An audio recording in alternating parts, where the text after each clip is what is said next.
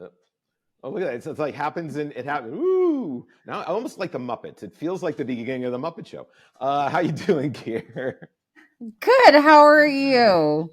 Oh, I'm out of my mind today. But I got to tell you about something this weekend. And you know me. I will admit when I'm wrong. Sometimes. Sometimes. Well, usually when I tell you you're wrong, you always have to admit you're wrong because I won't give it up. So no, you won't. You prove it time and time again. So I had a really bad experience about a year ago, right? Thanks to our good friend Stuart. We were in Stoke over in the UK, right? Stoke-on-Trent, I think it is, right? Or is it Trent-on-Stoke? Stoke-on-Trent.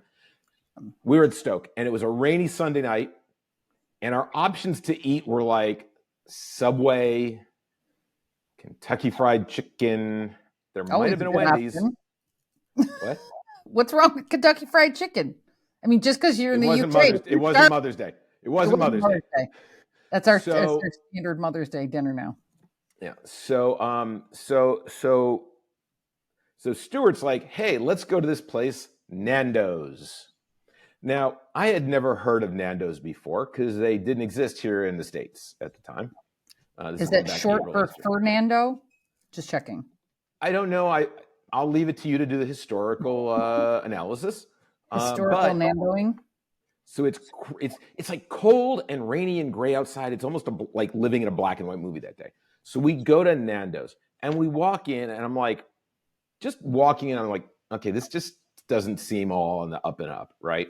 Location was kind of dodgy. Wasn't very well kept. There were maybe like 4 people there. And I don't know, maybe because it was a Sunday, it was a rainy Sunday, it was cold. I mean, all the things that make the UK. And at least in April. And so we went to Nando's to eat. Now, I'm going to tell you, I was less than impressed. I had a piece of chicken, and Nando's is known for its flavorful sauces, right? It's Nando's peri-peri. They have hot sauces, medium, mild, all the way down. So is this just a standard chunk of chicken? It's not like chicken tenders, dinosaur-shaped nuggets. I mean, like it's like no, this is like came off a bird. Chicken with bones in it. Oh yeah, plenty of bones. Yeah, it was like a half breast with a leg kind of thing. So it's like you get the piece with the leg just sticking off of it kind of thing. Like the half chicken situation, like when you go to the barbecue joint.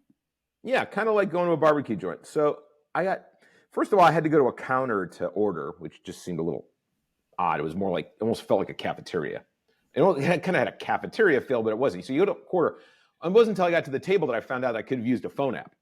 But nevertheless, and like, it just like where you get your content. It wasn't just, I don't know. It was just a bad thing. I don't know. It wasn't a great experience. It wasn't salad and go, so you were ready to walk. Well, if it's not salad and go, what am I going to, So this is no salad and go. I'm out. Goodbye. Right. See ya. I don't even think they have them there yet. Probably not. They have not had the salad and go experience. But this is about Nando's. So come home from that trip, and it's the new season of oh my God, I can't believe the soccer guy. The soccer guy, Ted Lasso. This season is Ted Lasso. And don't you know? I didn't know there was a Ted Lasso connection coming. So. Oh yeah. So the players hit the field, and all of their jerseys have a Nando's logo on them. I'm like, son of a bitch, they're following me home. Like, this is like Santander all over again. Oh, this is totally like Santander 2.0. Yeah. When I see a Santander, I get into a small panic because I'm thinking you're with me and you're going to be like, Santander. Yeah, I still get Hy-Vee. So they got the logos, and I'm like, okay, that's interesting. And I'm texting Stuart and Gavin, giving them crap over Nando's because it was just a bad experience. Right. So lo and behold, I go to Houston in December, and there's a Nando's 2 doors down from where I'm having lunch. I'm like, no, it can't be. All right. So I take a picture, send it off to the guys, and they're opening one in Dallas. So I can now say that I gave Nando's a second chance. And let me tell you, okay, over in Addison, they built a Nando's. I think it was like a bar or something before that. It was something else because everything doesn't matter what it was before. It's Nando's. I know, but now it's Nando's. Now, first of all, The gentleman at the front door has got to be, I don't know, if he's not 9 feet tall. The front door. Okay. What is there, a bouncer here? I thought he was. I said to him, I said, why aren't you in the, like, I'm just At looking the up, chicken like, why joint. aren't you in the NBA? Right, the Nando's Chicken. He's got to be, I mean, he's probably 6'9". Like, and he played college ball, because you know me. He eats a lot of protein. He works at a chicken joint. Of course. And you know me, I ask everybody questions. So, Obviously. so my friend Tracy and I go to Nando's, and let me tell you something. First of all, the Brussels sprouts were out of this world. They did like a grilled Brussels sprouts with a glaze, and you know how I love Brussels sprouts, nature's little scrub brush of the colon. You know how I like my Brussels sprouts, and we had some tiny cabbages. Yep, Spanish rice, and we got like these big pieces of chicken, and we tried a bunch of the sauces. It was the bomb, and you're not going to believe this. You know how I am about olives. You like the North African olives, but you don't like Americanized canned slimy olives that my nieces and nephews used to put on their fingers and have olive hands. My niece Samantha used to make olive hands. Too briny, too salty. I might as well be licking Lot's wife by having an olive. It's that bad. So, you know that movie reference, by the way? You always make a Lot's wife. Anytime you know salt enters the conversation. But do you know the reference? Isn't it? We're getting off track. I don't recall specifically. Oh my God, it's an old movie. This is historic.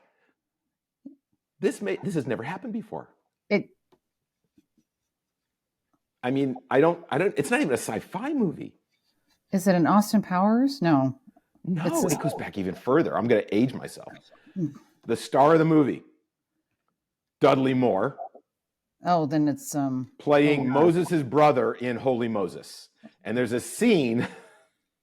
You've made this reference before. I just assume it's your reference. I didn't really. Oh, no. I didn't really realize it was a film-based reference.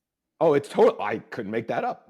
I mean, making a he's in Lot's wife and Lot's wife looks out the door and she turns to a pillar of salt and he's having a bowl of soup and he scrapes some salt off of her. There's the reference. You'll have to, this may be a movie that might not be in your collection. It's not in my I don't have a lot of stuff that's that DVD old. goals. DVD goals. You got to watch this movie. It's hysterical.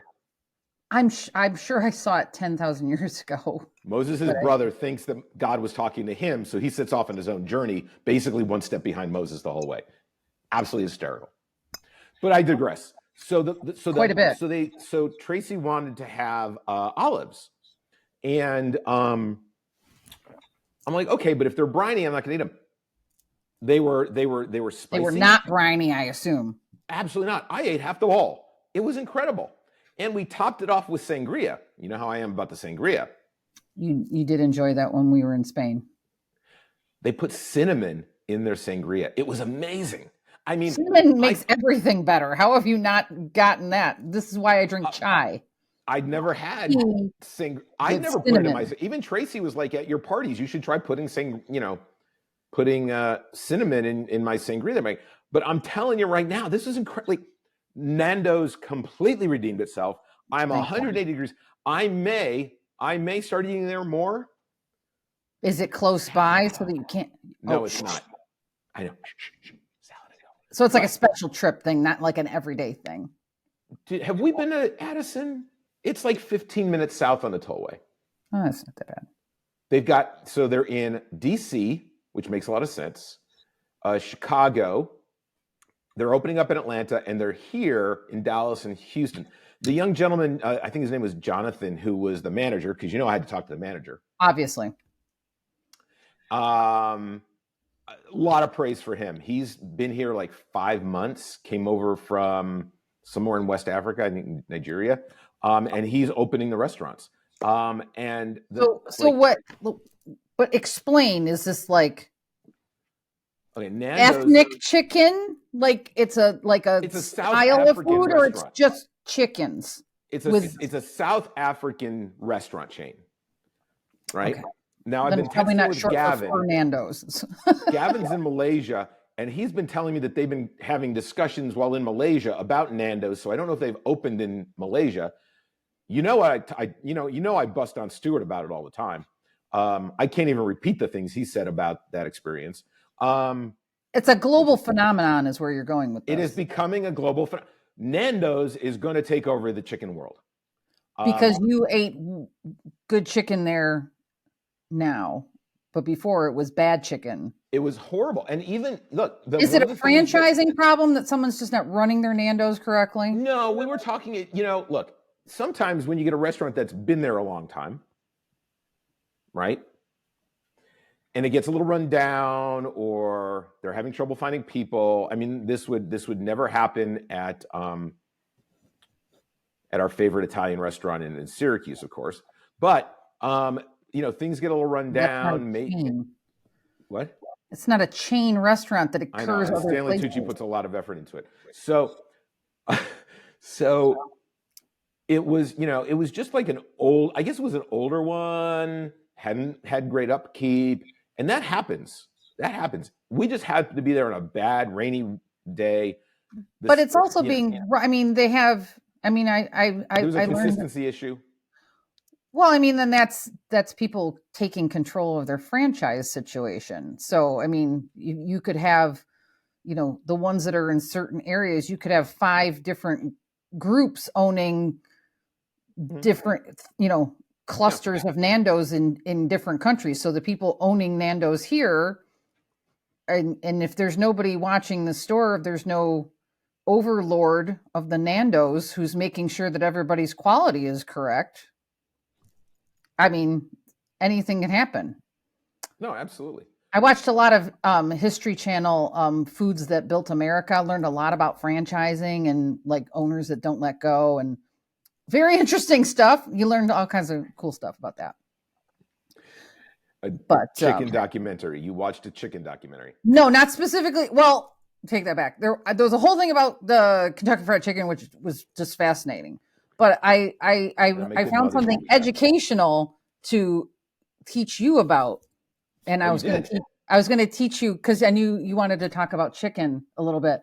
So I'm going to teach you about passenger pigeons, which I am subtitling my lesson here: Chicken of the Sky in the 19th Century. Okay, Chicken of the Sky. Can I tell you that? That's right up there when I was at a marketing meeting once, and somebody brought up like these marketing results, and they're like, apparently Hispanic families love Cornish game hen, which I just thought was kind of a scratcher, because I have many friends who are Hispanic, and never once have they served me a Cornish game hen. Should be clear, Cornish game hen most likely started in the Cornwall area in Great Britain. I questioned Cornish, and it didn't make sense. It doesn't. But so I went recently to the New York State Museum, and where's that? In Albany. It is free, but there's suggested donations. You can wander around. I found it to be very much like a casino, because there were no windows and you just keep going in circles. And did I see that? Did I not see that? And trying to like keep track if I saw everything. Well, there's a whole section on birds, like Audubon type of stuff, and teaching about the birds that are native to New York, blah, blah, blah. So, and it had come up in 2 different places, was talking about passenger pigeons, and I've heard about them like in passing, and that they are now extinct. So today I did a little digging. Did we eat them all? So there were some interesting like firsthand accounts. So in 1833, John James Audubon, the bird dude, identified the passenger pigeon as the most. I hear he has a whole society named after him. He's the bird guy. He identifies the passenger pigeon as the most numerous bird in North America, citing that a mile-wide flock of migrating pigeons overhead that, ready for it, blocked the sun for 3 straight days, much like an eclipse. But a 3-day eclipse caused by birds. That's like eclipse level stuff, yeah. It was. And actual estimates of 19th century population say there could have been as many. I mean, we're talking just North America. 3 billion with a B birds, 3 billion of them. Can I guess some schmo went out there with his shotgun? Some. So this is the best account. I typed this out word for word that I stole it off of someone else's website, but it was written so beautifully. It says, one 1855 account from Columbus, Ohio, described a growing cloud that blotted out the sun as it advanced towards the city. Ready? Children screamed and ran for home.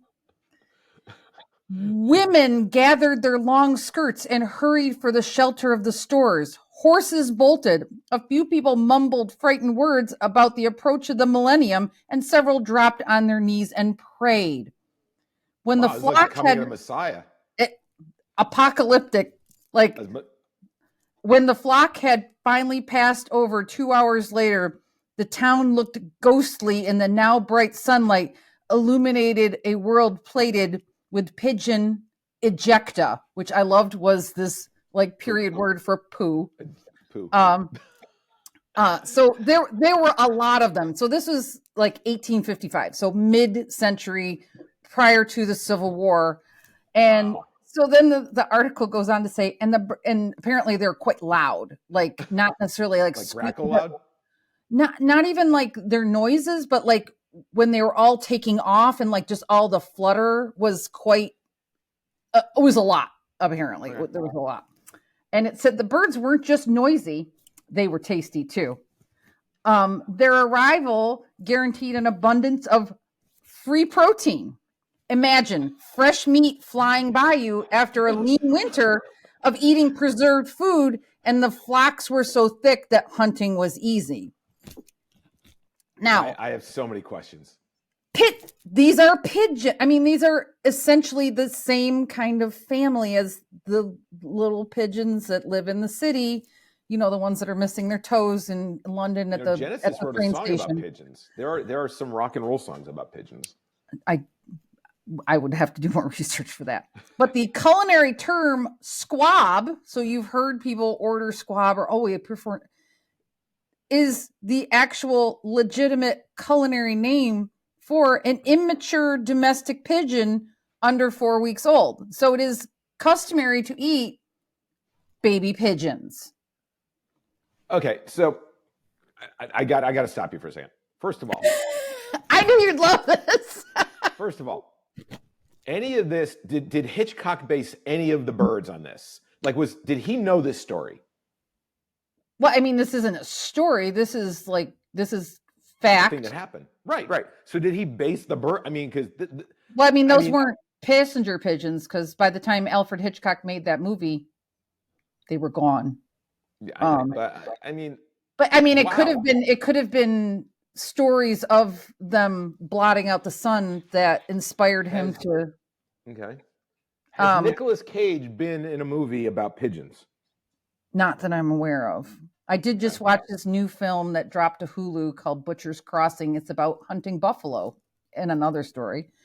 So the pigeons also destroyed crops. Like they would descend and like destroy crops. They would like eat all the acorns. Like they were not terribly popular. So hunters not only slaughtered them like for commercial, like it was a commercial hunting thing. Like I'm going to go out and kill 8 zillion birds and sell them to the restaurants so they can make squab for everyone. Okay. First of all, let's clear a few things up. I don't think Nando's was selling squab. It said chicken on the menu. Next time you go, look and see if squab's on there too, and they're serving baby pigeons. I don't think Nando's would do that, but I am absolutely going to eat more Nando's. So farmers not a big fan. Hunters thought it was cool because you could just go out and you didn't have to be a good shot because there was like a jillion of them. So you just like shoot. If you're shooting bird shot, you're probably going to get a dozen every time you like shoot into the sky. But the hunters also in the process were disrupting the nesting grounds, taking the squabs for snacks later. By 1900, there were none surviving in the wild. So basically the two main causes of their extinction was commercial exploitation of pigeon meat on a massive scale. I quote, and loss of habitat. I feel bad for them. I know. And the last living passenger pigeon, her name was Martha. And she lived at the Cincinnati Zoo. She died in 1914. They went in the next, like that morning, and she was up. Did they keep her DNA? Are we gonna see a movie about Martha's resurrection? I don't know. There was only a few left. And prior to that, there was apparently 3 of them in the Cincinnati Zoo. There were 2 males who both passed in 1910, and she died in 1914. They didn't put out for Martha? They didn't. Martha outlived them because, she probably lived a healthier life. She was less sex, drugs, and rock and roll. She was a female pigeon. I mean, she's probably just laying low, eating snacks at the zoo. I'm just going to wrap this up. Chicken of the Sky. That's going to catch on now, and everyone's going to look into this. Chicken of the Sky. Maybe this was the reason. Maybe these are the birds they should have taken to Hawaii, not the chickens. We have plenty of chickens still. If I'm going to bring this back around to chickens, maybe they should have taken these pigeons on a boat to Hawaii.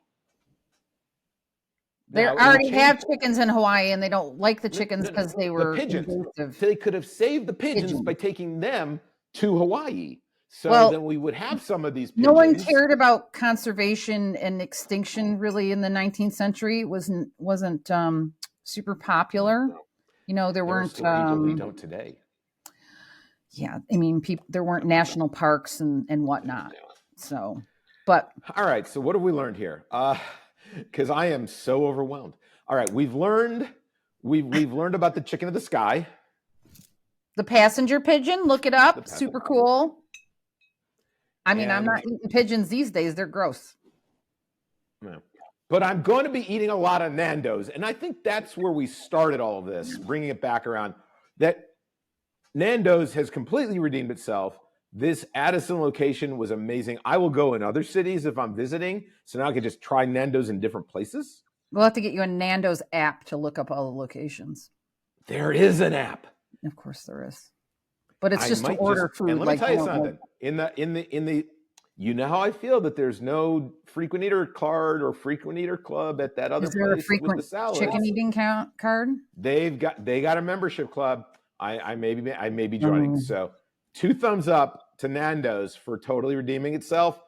And I'm not even sure how many thumbs up for the poor little pigeons that are now extinct. I just wanted to educate you about, as I am now calling them, the chicken of the sky. This is why I love you, because you bring this enlightenment to my life in this dungeon. People need to know. People need to know that the passenger pigeon gave itself so that everyone could eat squab prior to 1900, and now no one can eat this particular squab type meal because they've all been eaten. And they're not coming back. There's something I want to say, and I'm just not going to say it other than... Maybe everyone was mad about them blotting out the sun. I don't know. Something of biblical proportion. We're going to end it there because people, if you have questions about this... The squab. If you have questions about these, ask Kirsten in the comments. I'll answer any Nando's questions because it was really a great experience. If you get a chance, look up Holy Moses, and you'll understand my reference that I've been using for years. And click the subscribe button and come back because I can only imagine what we're going to talk about next. Who knows? So, it's a shock. Bye for now, Kira. Bye.